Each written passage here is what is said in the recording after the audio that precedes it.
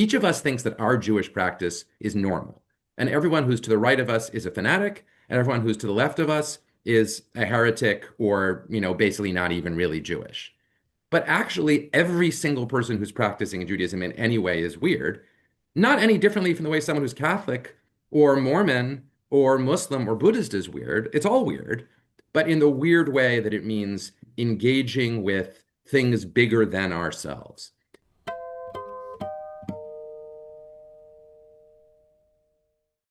Well, good evening and welcome, everybody. I'm Lily Rabinoff-Goldman, President and CEO of JCC Greater Boston. We're so happy you're joining us tonight for our Jonathan Saman Hot Buttons Cool Conversation speaker series. We created this series to engage our community in conversation around current, thought-provoking, and nuanced topics that are important to the Jewish community, both locally and beyond. On the other hand, for others, it prompts searching questions about who we are and how we show up in the world.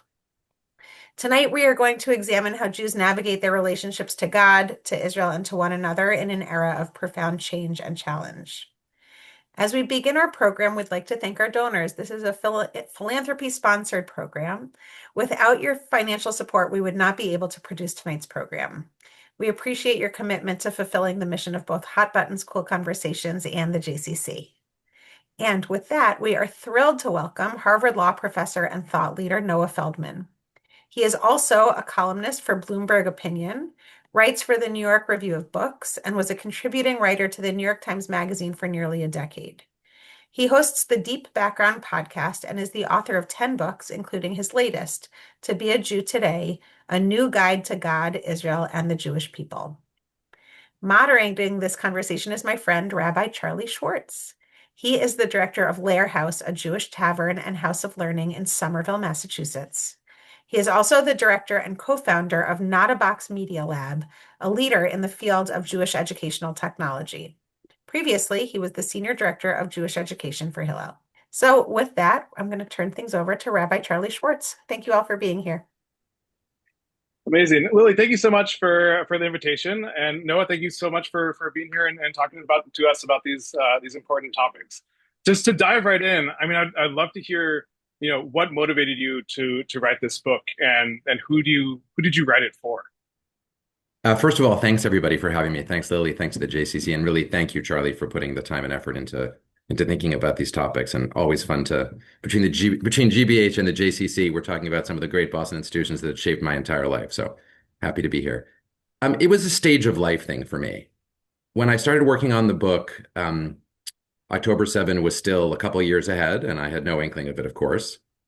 But my kids were getting closer and closer to graduating from high school and going off to college. And, I have always been focused on Jewish work in parts of my professional life. From the time I was an undergraduate and a graduate student, I run a program on Jewish and Israeli law.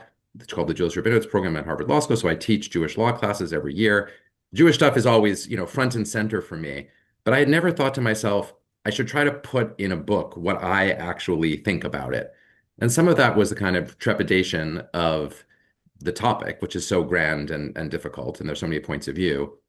But part of it was no pressure. No one was putting a gun to my head. And suddenly I thought to myself, if my kids were to ask me, what do you actually think? Which we're about to go to college, so they were not going to ask me that. And they don't ask me that now, and they may never ask me that. But I thought it would be good to be able to, for myself, to sort of put down on paper where I was right now. And what I noticed was my answers to almost every question were really different than I thought they were going to be. I discovered that my own views had really changed a lot over the years. And just for context for people on the call, I grew up modern Orthodox in Cambridge, Massachusetts. I went to the Maimonides school, but only for 12 years, first grade through 12th grade. I had a sort of complicated worldview that grew out of that. And it turned out my worldview, when I sat down to write the book, was pretty evolved from there. Yeah, I was wondering, as a parent of three kids who are currently at Maimonides, I'm curious, is there example of something that really changed as you're writing the book, or that you realized had changed in the process of writing the book? Yeah, definitely. So the first is that I kind of knew at some level, but really brought home to me just how Maimonidean my Jewish worldview had always been, which maybe makes sense since I did go to a school named for the man. But Maimonidean Judaism, which to me was just Judaism, is extremely logical, rational, and I would say intentionally almost scrubbed of what you might call inner mystical or spiritual experience, at least as it's come down to us. Now, to complicate that, Maimonides' own son, whose name was Abraham, who was a rabbi after him, was deeply mystical and spiritual and very influenced by Sufism. So it's not that the ideas aren't there where they could be found, but that was not the version of Judaism that I had. And I think what surprised me the most was to discover, and maybe this is just going through middle age, but to discover that my own experience of Judaism had gradually, almost without my noticing it, evolved to be more experiential, more emotional, um, more spiritual, and in some even sense, and this would have been a hard thing for me to say as a Maimonides student, even more mystical. Yeah. Amazing. Amazing. So going back a step, like I would love to talk about like actually the title of the book. So to be a Jew today, it implicitly suggests the possibility of not being a Jew today, to be or not to be. So I'm just curious how you landed on this title and that tension that you were hoping to hold. Well, I think you caught it perfectly. To be implies or not to be, and that goes back to my thinking about my kids. For me, growing up mono-Orthodox, it never occurred to me that Judaism wouldn't be the dominating feature of my life, no matter how religious I might have remained. But for my kids, I think, and for their whole generation, being Jewish very much functions as a choice. I mean, they could go off to university and just do their thing, and nobody would be on them to say, you are Jewish, whether you like it or not, or you have to act in a Jewish way, whether you like it or not. Those kinds of pressures are largely absent. And I even think that if someone says, "Oh, are you Jewish?" and you say on campus, and your name could be Shlomo Goldstein, and you're like, "Oh no, I don't identify as Jewish." I don't even think you'd be subject to anti-Semitism. The kinds of anti-Semitism that are out there now, and there's a lot of them on the left and the right, are not the kinds that are associated with the idea that you just are born a Jew and therefore we hate you. And that's really fascinating. And I think it became the framing question for me. Why be a Jew? I set out to try to answer that question from a normative perspective because I just don't think people's answer today would be, well, what do you mean? That's a dumb question. Of course I'm a Jew, which I think a lot of people my age and older do experience their Jewishness that way. Yeah. So you have the option of like to be a Jew or not to be a Jew, and then you also mentioned in the book that there was an alternative title that you were thinking about called Bad Jew, or Yes. Bad My Jews. working Yeah. title, all the way Yeah. through all the way through my bound galley, which is a collector's item because there's only five of them in the world, was Bad Jew. And lots of people that I spoke to told me, don't use that title. And what I said to them all was like, look, on the first page, I'm going to explain that I am going to argue to you that there is no such thing as a bad Jew, that I hate it when people sort of ruefully say about themselves to me, oh, I'm such a bad Jew. I really wanted to say to people, you're not a bad Jew. Like if you're expressing that very thought, you're being self-reflective, you're being a little neurotic, you're being a little humorous, you're being a Jew. Like that's as Jewish as you can get to say that you're a bad Jew. So you're not a bad Jew. But I thought it was a catchy title because it also captured something that we Jews do a lot, which is we call other people bad Jews as well. And, I try never to be on the calling people bad Jews side of that, but I've definitely been on the being called that. And I think most Jews throughout time have been called bad Jews. And Maimonides was called a bad Jew, arguably the greatest Jewish mind of all time, since the Bible. And people banned his books in his lifetime and afterwards. So it is a kind of ubiquitous feature of our Jewishness. And then October 7th happened, and of course, other things were primary in one's mind than a book that was about to come out. But I also had a book that was about to come out, and it was obvious to me from the moment that I heard the first reports that I was going to have to rename the book, which I Yeah. did. And then I also did a lot of rewriting of the book, providing a lot of new examples. It didn't change my overall argument, but it brought a lot of my argument much more to the fore. It became much clearer to me and easier to convince people of than it would have been before October 7th. Yeah. So I'd love to dive into that argument a little bit and kind of go step by step, through the different sections of your book. And you open up with the first section is God, which is amazing because in my experience as a rabbi, the only thing people want to talk about less than Israel is actually God and theology. And yet you dive right in and you actually reframe how to think about Judaism in general outside of denominations and more of theological dispositions. And I'm wondering if you could talk a little bit about that and how you arrived at that pretty radical shift of how we think about Jewish difference right now? So much of Jewish experience, whether you're in a formal Jewish community or not, is about avoiding the topic of God. That's just the nature of our world today. And it's not, you shouldn't think, oh, well, that's because I'm a Reconstructionist, so we don't want to think about that. Or, this is how it is in my conservative suburban synagogue. It turns out you could be in a very Orthodox world, and still you might mention God thousands of times a day in your prayers. But when it comes to your conversation and your engagement with the world, the topic might barely ever come up. And that's all extremely strange. It's really strange because although there are plenty of cultural reasons to be Jewish, which we'll talk about, um, those are kind of ethnic reasons worthy of exploration.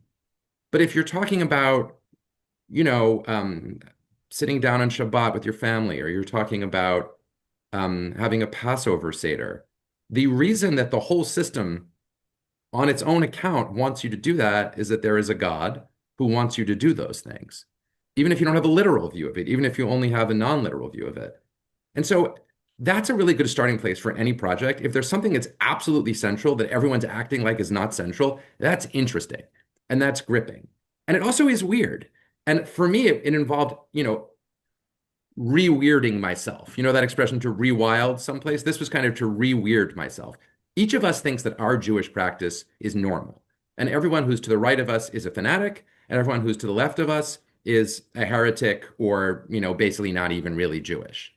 But actually, every single person who's practicing Judaism in any way is weird, not any differently from the way someone who's Catholic or Mormon or Muslim or Buddhist is weird. It's all weird, but in the weird way that it means engaging with things bigger than ourselves.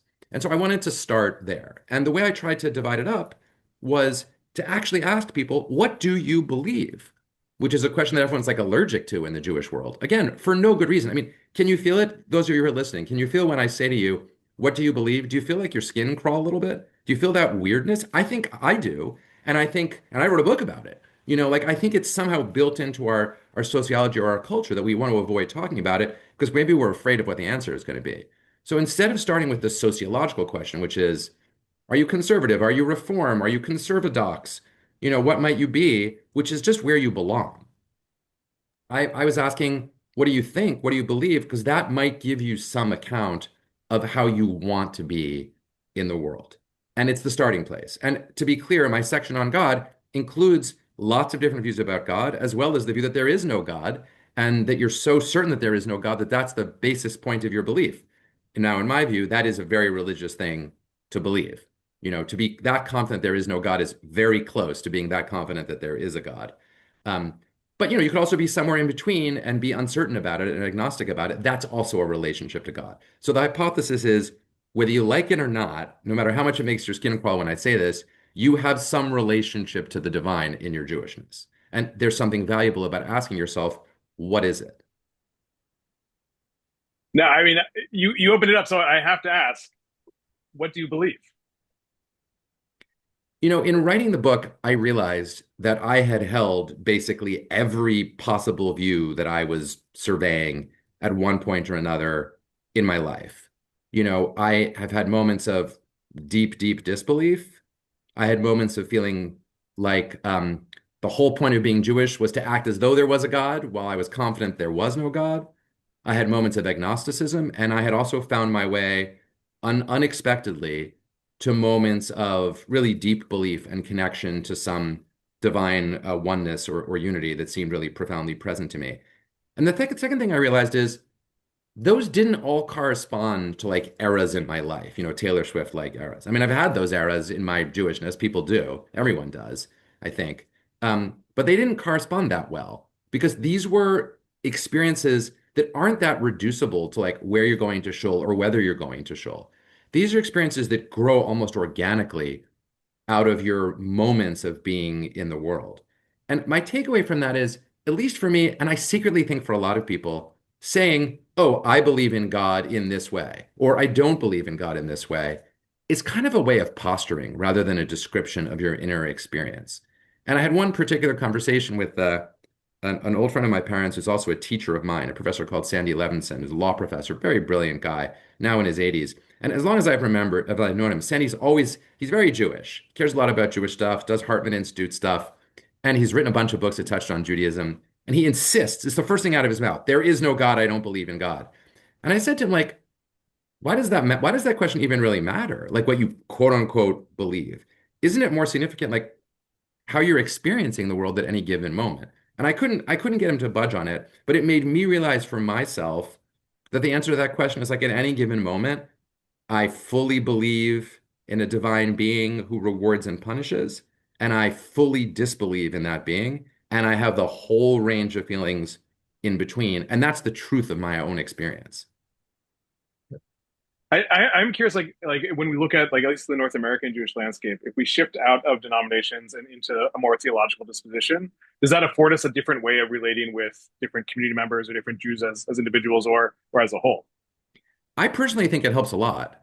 I mean, I know some Jews who identify themselves as Reform, who their starting point for everything is they believe in a God who is a God of social justice and can be characterized as a spiritual feeling within oneself that drives oneself to the good.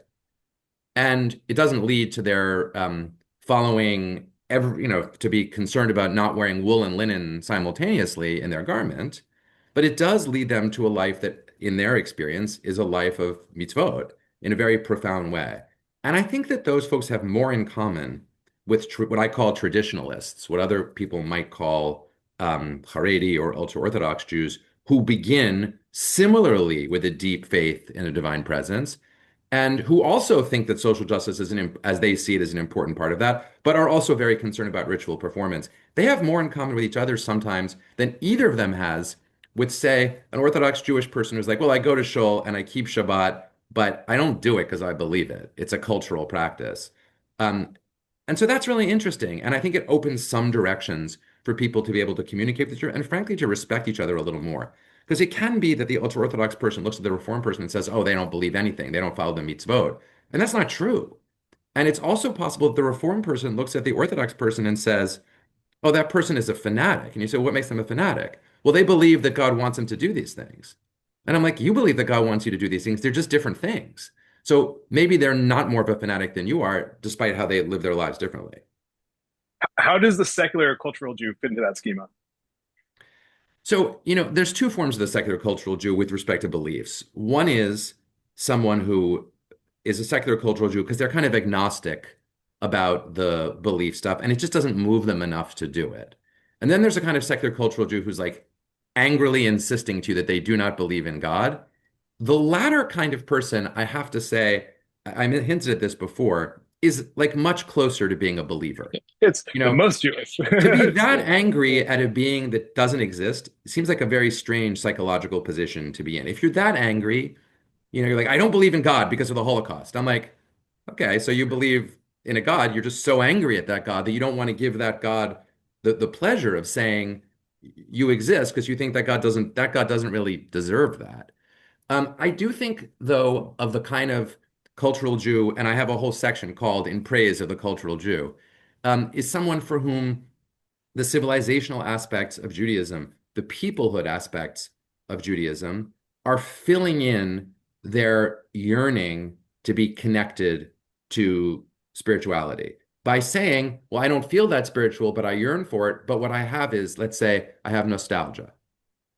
I mean, Reuben's kosher deli is gone from this world, but if you could go into a kosher style deli and order latkes on Hanukkah, or get chicken soup and bring it home on Passover as a cultural Jew, you're connecting to something that you've arbitrarily assigned. We've all arbitrarily assigned these foods to our holidays. The knedlach are not actually mentioned in the Exodus story or in the Haggadah. But you're connecting to a ritual practice. And that's your form of connection. And I say, great. If that's your form of connection, go for it. That's absolutely terrific. And the same is true if your Judaism is about being a socialist. I know a lot of young democratic socialists for whom their Jewishness is their Jewish socialism. And that itself is about trying to connect yourself to tradition because there's a long tradition of Jewish socialism, going all the way back to Marx himself. Amazing. I want to shift gears a little bit to talk a little bit about Israel and how the role Israel plays in this book. But I just first want to start out say like you talk about this 6 week hitchhiking trip you took in your teenage years around Israel by yourself. And first of all, like, is there a Netflix series coming out about it? Because I would totally watch it. So is that being sold at any time, or what's No one, what's no the one premise? would. It would be rejected today as an implausible premise because the premise is that, like, for my bar mitzvah, I asked my parents if I could use my bar mitzvah money to go to Israel, and they said sure. And then there was no program that would take a 13-year-old. So I talked them into letting me just go to Israel and stay with maybe half a dozen different sets of family friends, and no one kept an eye on me. And I just hitchhiked and took buses around the country. And I think anyone would be like, that's a stupid premise. Like no one would let their kid do that. But my parents apparently believed nothing bad could happen to me in Israel, and they were right because nothing bad happened to me in Israel. I would totally watch it. So my vote is All pitch right. it. um, but seriously, you frame Israel in some really profound ways, and you frame it as a theological challenge to all different types of Jews, regardless of where they are theologically or where they believe what they believe in God. And I'm wondering, like, if you could just talk a little bit about that challenge Yeah. and why you frame it that way.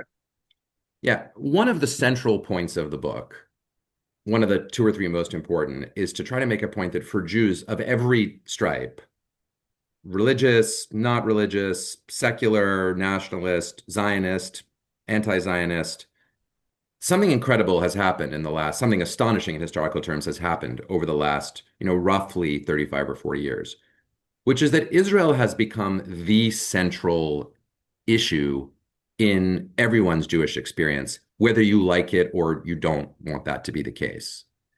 And, there's a whole complicated question of why that happened, which we could talk about if we want. But my main claim is that it has happened. And what that means is that there's no way to say, well, I'm Jewish and I care a lot about being Jewish and it means a lot to me. Um, but Israel just not a thing to me one way or the other. I don't have feelings about it, you know? And we might say, well, obviously that's the case. Well, no, it's not obvious. 50 years ago, that was still possible. And 100 years ago, it was even more possible. The Reform movement, in one of their first early statements of their positioning in the United States, specifically said, America is our Zion, quote unquote. That's from one of the Reform platforms of the late 19th, early 20th century. And similarly, Haredi Jews often used to say, like, well, we're just non-Zionists. Like, Israel is there, but we don't care about the state one way or the other. We might go there to, visit the holy places. Those conceptual approaches to Judaism, those are gone. And that means that Jews have to ask themselves about what Israel means to them. And if you don't ask that, someone will ask it of you. And when the topic of Israel becomes a contested one in Jewish circles, we get really, really, really, immediately we can feel the intensity of the emotion around it. And my practical example of this is, at most progressively oriented synagogues in America today, a rabbi could get up and begin a sermon by saying, some mornings I wake up and I don't believe in God. And no one would bat an eyelash. You know, there's actually a lot of modern Orthodox synagogues where you could say that as long as you ended the sermon by saying, but in the end, I realize there's some benefits. Maybe some even just say, maybe I don't believe, but I'm going to keep on working on it or something like that. But there aren't that many synagogues in America where you could get up as the rabbi. I mean, I'm telling this to you as a rabbi, Charlie, you can disagree with me if you think this is wrong, and start your sermon by saying, some days I just think there shouldn't be a state of Israel at all. Even if you just started that way, even if you were coming around to a different conclusion, the board of directors would be convening in the back of the shul during the sermon and like you'd be out the door. And to me, that's a measure of like an orthodoxy, a thing that if you say it or you question it, you're to a significant degree out the door. Now, I don't want to overstate it. There are Jewish communities, shul-going Jewish communities, which self-consciously have anti-Israel points of view, but there are not many of them, and they're still pretty peripheral to all different parts of Judaism. Among some young people, maybe it may be growing. But that's a kind of noteworthy thing. And I wanted in the book people to notice that. And then just to push it up one level of abstraction, I'm trying to say that Judaism always has, I didn't come up with this idea. Professor Twersky used to say this, that Judaism needs what he called meta halacha. That is to say, above your practice of Judaism, a reason to answer the question, why do I do it? And classically, philosophy was a meta halacha, mysticism, Kabbalah was a meta halacha. And I think Israel has become a meta halacha for many, many, many Jews across the full range of Jewish experiences. The reason that they are Jewish is Israel, and the two aren't really distinguishable in people's minds. Yeah. Could you talk just a little bit? I was particularly taken in like your description of like the progressive Jewish community and how the role between the Holocaust and Israel and how there's been a shift. And I'm wondering if you could just talk a little bit about Yeah. that. Yeah. I mean, I think, look, in post-World War II American Judaism on the progressive end, it got harder and harder to speak publicly about belief in God, except in the most abstract terms. But it's still a religion, and a religion needs an account of why we do what we're doing. And gradually there emerged a story according to which the sacrifices of the Holocaust had a sanctifying effect.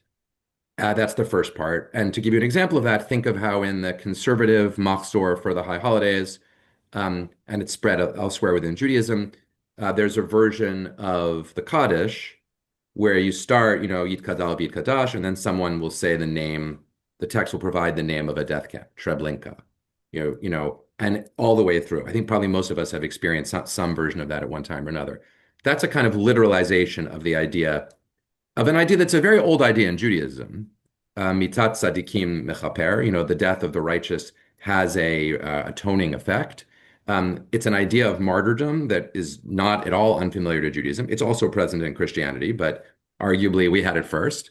And that became, I think, the first prong of Jewish life. And you go into any progressive synagogue today, there will be a Holocaust acknowledgement somewhere physically in the synagogue. But that's a downer, not to put too fine a point on it. So you need it to be counterbalanced by something positive. And the state of Israel became the resurrection. It became the Geulah, the redemption, the redemptive moment. And again, that's a deeply Jewish idea. It's there in the Bible. Going into the land of Israel is the divine method of redemption in the aftermath of Exodus. So it's as ancient as it could be. And then it gets made concrete through the modern state of Israel. But it also functions as a kind of counterpoint to the Holocaust. So if you were to compare this to contemporary American Protestantism or Catholicism, you'd see that we've got the component of passion, martyrdom and suffering, and then we have the component of a resurrection. Now, again, Christianity didn't invent those ideas. They are both ideas that are present in Judaism as well. And no one in Judaism is thinking, oh, that's sort of like Christianity. But I'm just offering that as a kind of structural parallel for understanding how this has come to work. And then you see it in things like the March of the Living, where first you go to the camps, see the destruction, and then you go to Israel.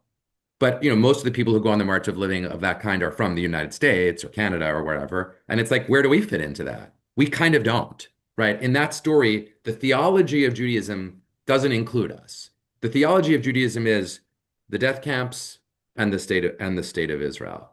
And that's really powerful. And obviously every synagogue has Israel-related displays and practices and so forth. And just last point at an even grander level, when I was a kid, there was no Holocaust museum in Washington, D.C., and there were very few Holocaust memorials in American cities. We had living Holocaust memorials. I had teachers at Maimonides, numerous teachers who had been in the camps and had tattoos from the camps. But there were no big memorials. Now, starting with the main museum in Washington, D.C., which functions as a kind of gathering place, a kind of sacred gathering space. You can't walk in there and think, oh, I'm in a secular space. We now have in every place in the United States, Holocaust museums and Holocaust memorials, dozens of museums, hundreds of memorials. And for the Jewish community to invest in those things was part of how we displayed our religious faith. In addition to like, the arc of Jewish history of, being, creation, revelation, redemption, there's like another kind of constant drumbeat of sin. And you talk about sin as a way to understand Israel as opposed to politics or history. And I'm wondering about how that might change how we relate to Israel today if we use that as one of the paradigms. Yeah, so this is one of the things that I was most excited about when I was writing about, but that also is among the hardest to talk about. So let me try to do it in a sensitive way.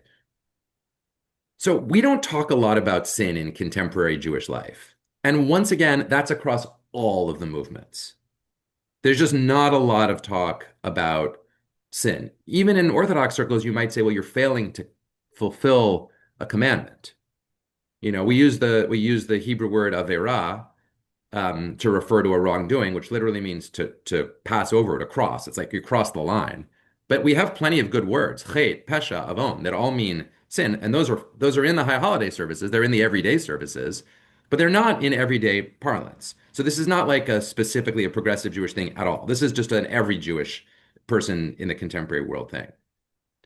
But if you go back, starting with the Bible, and then all the way through the discourses of the rabbis, certainly up to the Holocaust, although I'll say a word about the Holocaust afterwards, the central theme, and it's right there in the Shema, in the second paragraph of the Shema, you can't like hide from this theme, is that God loves you, God has chosen you, the Jewish people, God has brought you to his land, and as long as you do well there, you will be well taken care of.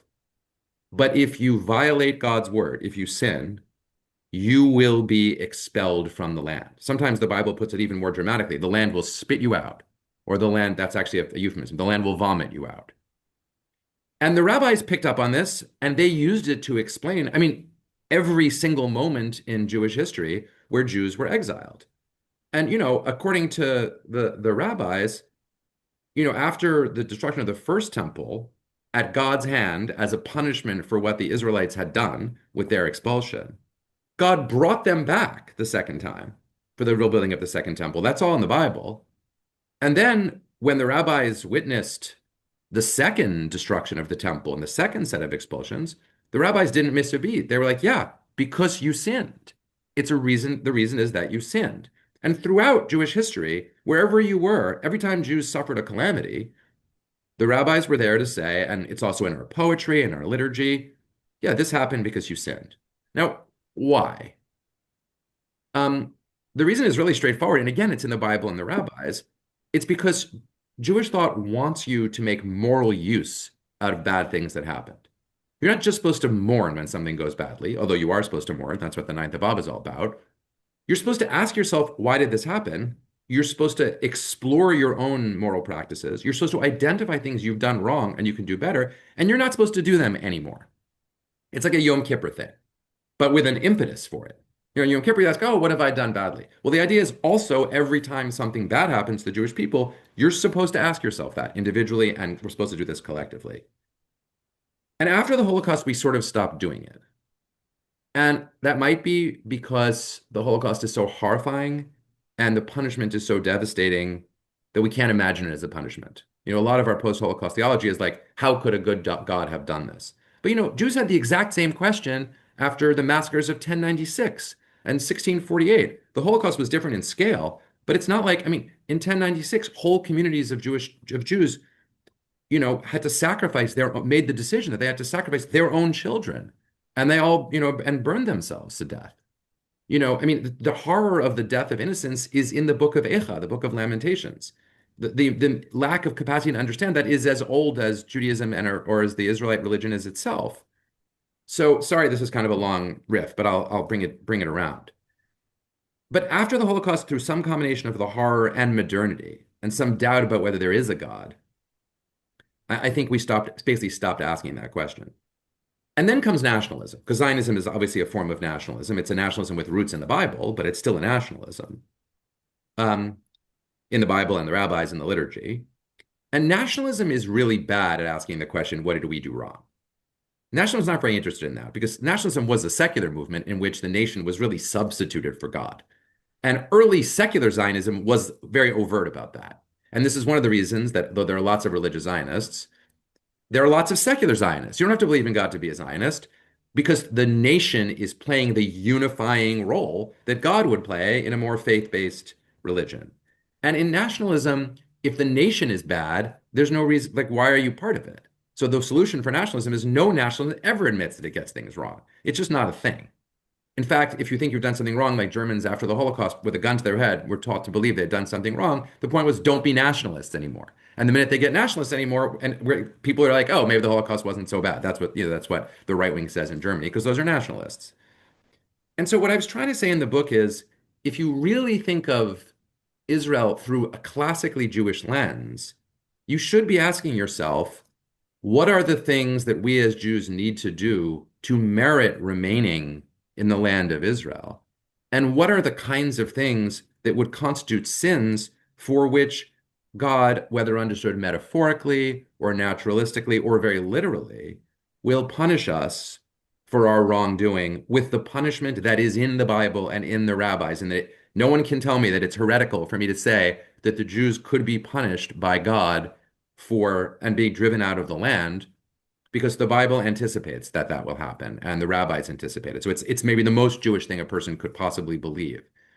And so then it's worth asking ourselves that question. And in the book, I really make a point of not trying to say, oh, this person is sinful or this person is sinful. That's not really consistent with my overall approach in the book. It's not very productive, but it's a question to ask ourselves at any given moment. I feel like I want to go deep into that response, but I also want to make sure that we get a couple more topics in. So going back to this idea of sin, like one of the central sins that the tradition says, expel the Jews from the land of Israel was sinat chinam, was the senseless hatred of other Jews. And in the last part of your book, you talk about reframing how we think about the Jewish community, maybe be a little bit more expansive and push against that. And you give like a familial metaphor. And I'm just wondering how that metaphor might change how we think about our obligations to fellow Jews, or how we disagree with them, and that sense of belonging as well. Thank you. Yeah, the third part of the book is organized into God, uh, God comes at the beginning, then I talk about Israel, and then I talk about peoplehood. And my working definition of peoplehood is that the Jews are a family. We're a very big, very loving, very dysfunctional family. Family is the first place you form bonds of affection and care. It's also the first place you see conflict. And sure enough, that's what Jews are like. We're full of love for one another, and we're full of conflictual feelings too, and they're simultaneous and they coexist. One upshot of thinking of using that metaphor of thinking of us as a family is that it's not so easy to say definitively who's in and who's out. In the same way that if you ask yourself, who's in my family? And then you come up with some number of people, and then you ask, like, will all of those people agree that they're in the family? Would they all agree that those are the only people in the family? That's just not the way it works. And by the way, I don't mean family in the biological sense. I mean in the sense of like who shows up at your family Seder. And some of those people you're biologically related to, but a whole bunch of them aren't. And there's so much variety that we don't even have words for some of these, relationships that are clearly familial. And I use in the book the example of my ex-wife's husband's mother, who's kind of like a lovely bonus, grandmother to my kids. And, I see her at Passover and I love her. She's an amazing person. There's no single term to describe my relationship to her. Are we family? In some way we are.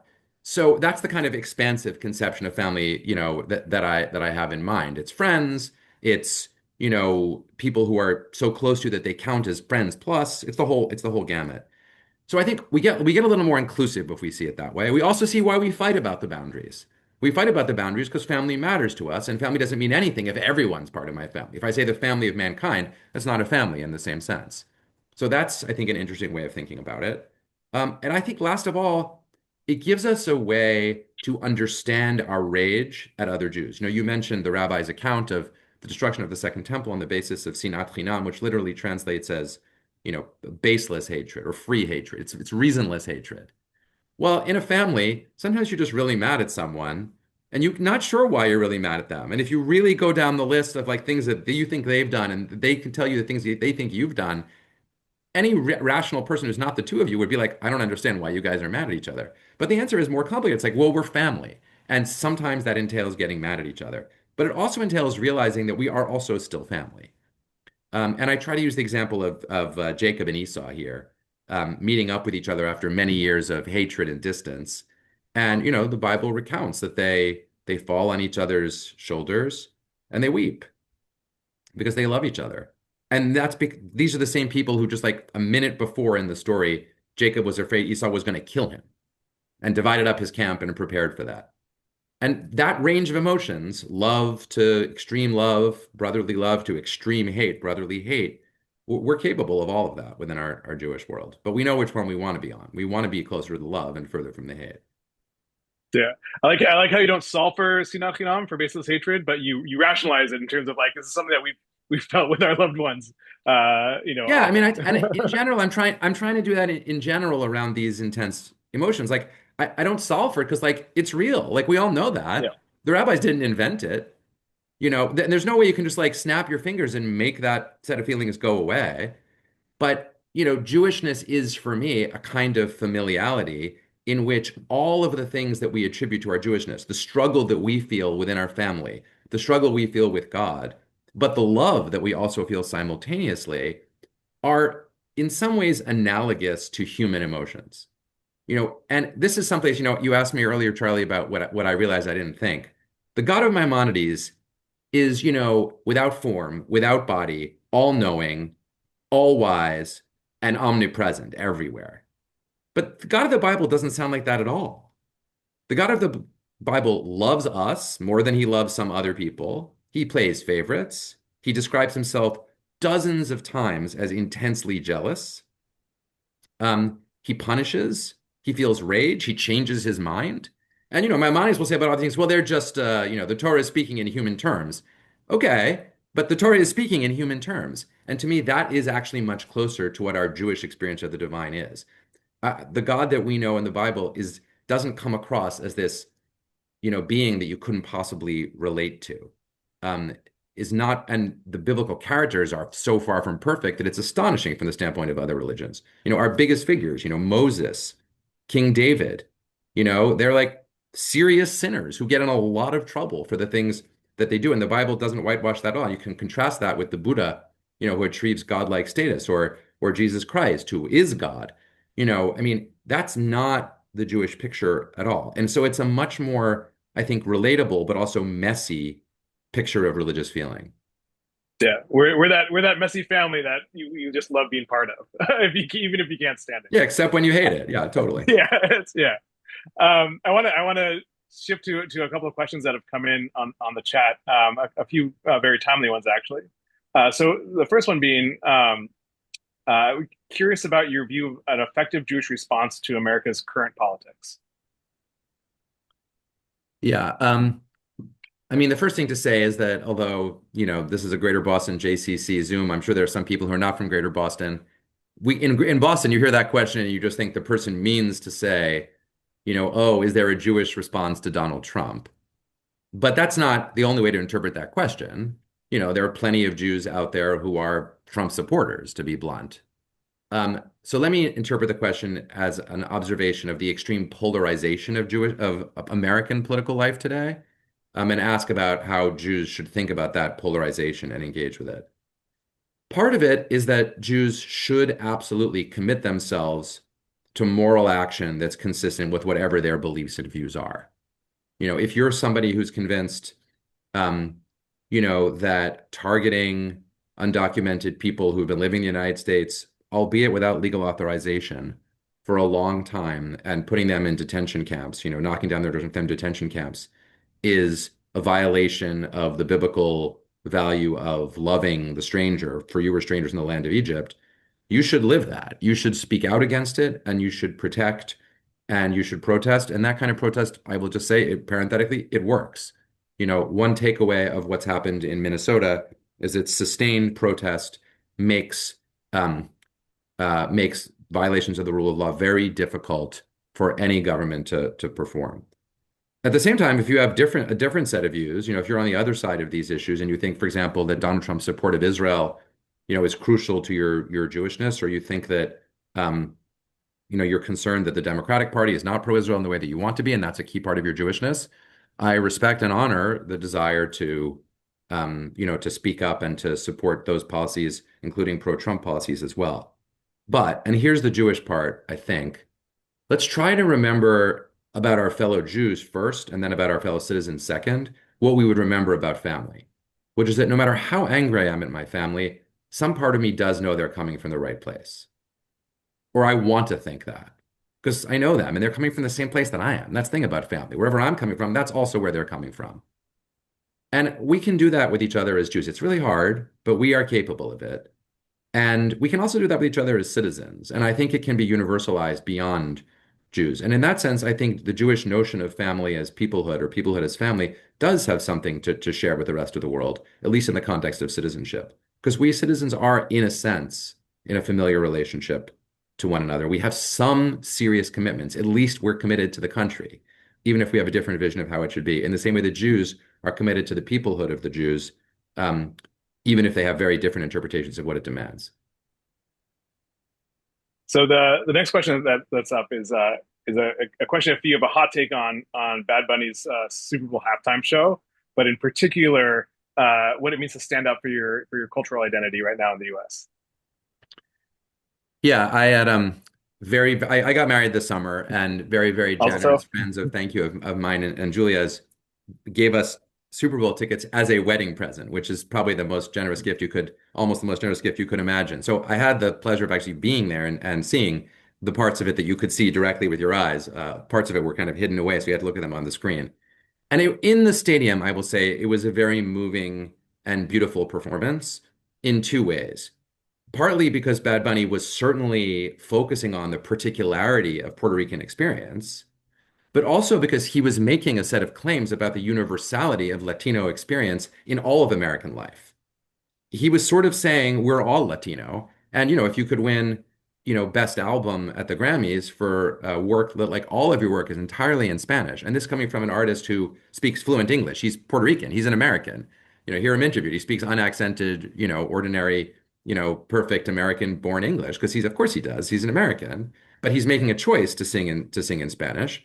And that had a real impact because what he's saying is we're all a little bit Latino, and to be Latino and to be American are in some way intimately connected.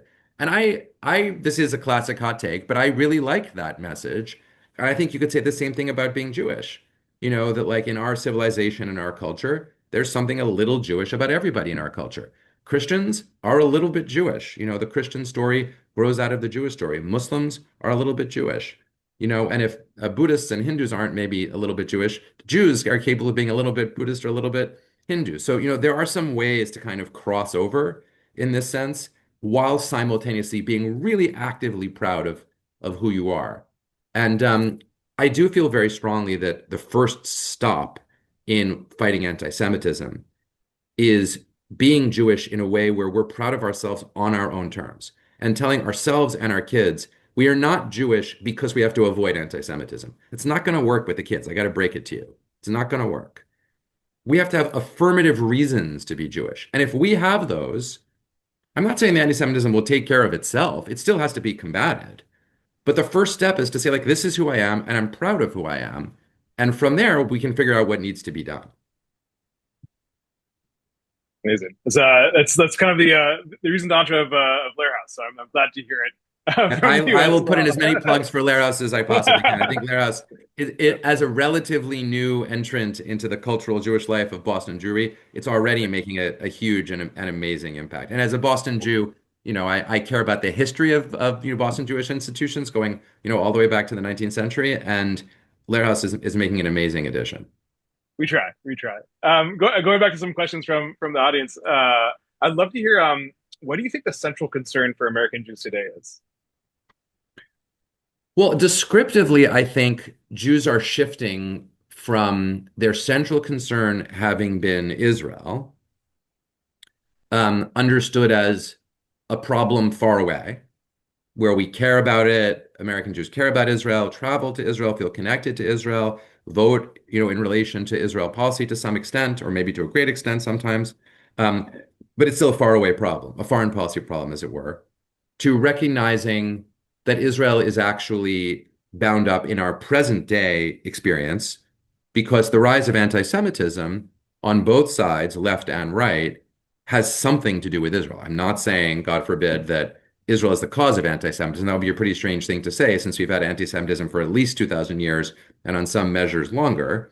And we didn't have a state of Israel until 1948. But there's a linkage in the way that those things are processed because just like we Jews see Israel as central to our Jewishness, everyone else looks at American Jews and says Israel is central to your Jewishness. So if those folks are angry at Israel, on the left or on the right, that's going to play into how they think about Jews. And I just will say, I think we really are in a moment now where you can't say, oh, anti-Semitism is a phenomenon of the pro-Palestine left, or anti-Semitism is a phenomenon of the white supremacist right.